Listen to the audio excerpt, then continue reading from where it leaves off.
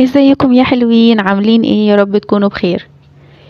حد خد باله من حاجة؟ في صوت كده بقى عالي اليومين دول، مش صوت اعلام بجد، هو صوت بيعلى علشان يوصل لنا، مش عشان يوصل لنا الحقيقة. فاهميني؟ في واحدة كده كل يومين تشتم في الرجالة، ويومين تاني تشتم في الستات، يوم تقول ان الرجالة مش نافعين ويوم تقول ان الستات عايلة. كلام كده كله تناقض وكله هجوم وكله عنف لفظي. بس يا ترى بقى ايه الهدف بتاعهم؟ يعني الهدف دوت هو الإصلاح، ولا ان انتي بتدافعي عننا، ولا انتي بتهدي القيم، ولا انتي ايه؟ ولا هو الهدف بس كان ترند؟ المشكلة مش انها بتتكلم، المشكلة ان كلامها ده بقى بيتسمع وبيتعاد وبيتصدق وبيتشير في كل حتة. المشكلة كمان اللي بيتأثروا بيه مش الكبار، احنا فاهمين وبنهزر وبنضحك، مع ان برضه في ناس كتير قوي بتتأثر. بس المشكلة ان في بنات صغيرة قاعدة قدام الشاشة بيسمعوا الست الحلوة دي اللي شكلها ولبسها وكلامها بيشد، وبيصدقوا فعلا ان الرجاله مش امان، وبيصدقوا برضو ان الستات لازم يكونوا هجوميه عشان يعرفوا يعيشوا. وفعلا العقل بقى بيتبرمج من بدري قوي على اللي هي بتقوله. يعني اللي عندها 10 سنين بتسمع الكلام ده وبتخزنه، واللي عنده 12 سنه بيسمعها وهي بتشتم في امه وبيضحك ويقول اه والله فعلا عندها حق. طب ده ينفع عيالنا يبقوا كده؟ اللي بيحصل ده برضو يا جدعان مش هزار، ده تشكيل وعي جيل كامل. يعني احنا النهارده بقينا بنعيش في عصر الاعلام اللي بيستهدف المشاعر مش العقول. في فرق ما بين اعلام بيوعي واعلام بيوقع. يعني اعلام حقيقي بيسأل ازاي نخلي البيت متفاهم اكتر، ازاي نحل مشاكلنا بالحوار مش من الهجوم، ازاي نعرف نسمع بعض. لكن اللي بيحصل النهارده شخص بيستخدم الميكروفون بتاعه عشان يوقع بين الناس، تتكلم بقى عن الرجاله وتقول دول مش رجاله اصلا، وتتكلم عن الستات وتقول دول بيتدلعوا ونسيوا دورهم.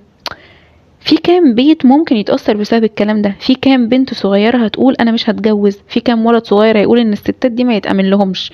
الكارثة ان ده اللي بيحصل ومفيش رادع. عايزين نعلم ولادنا يسمعوا بعين العقل مش بعين الترند. مش كل صوت عالي يبقى صح، ومش كل كلام في الميكروفون يبقى وعي. الناس دي مش بتقول رأي، الناس دي بتسوق سم متغطي بكلام شكله جريء شوية، لكن الكلام ده جواه سم وبيفرق وبيكسر وبيشوه عيالنا. خلونا برضو نقول الكلام ده بوضوح، احنا في حرب على الوعي. اللي بيحارب مش دايما ماسك سلاح، اوقات بيكون ماسك مايك وبيضحك وبيقول كلام بيضحك بس بيهدم صورة الاب، وبيشيل احترام الام، وبيعمل فتنة ما بين الاتنين، وبيخلق جيل تايه حزين ورافض كل حاجة ومش مصدق اي حاجة وما بيثقش في حد. فرجاء ما تسيبوش ولادكم يتربوا في اليوتيوب، ما تسيبوش بناتكم يسمعوا الكلام الجريء ده من غير ما تشرحوا لهم الصح من الغلط. ما تسيبوش ولادكم يسمعوا صوت الست اللي مش فاهمة ايه دوت اصلا، واصلا بنت كلامها بناء عن ايه.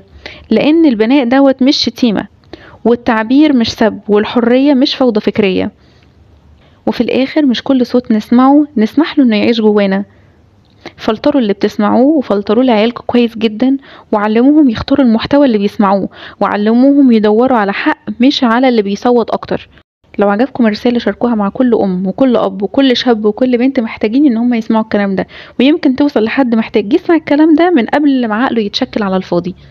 واخيرا لو وصلتوا لغايه هنا شكرا من قلبي ان انتوا كملتوا لغايه الاخر. لو عجبك الفيديو ما تنسيش تعملي لايك وسبسكرايب عشان تكبري عيلتنا، واستنيني في فيديوهات جايه كتير كل يوم. باي باي.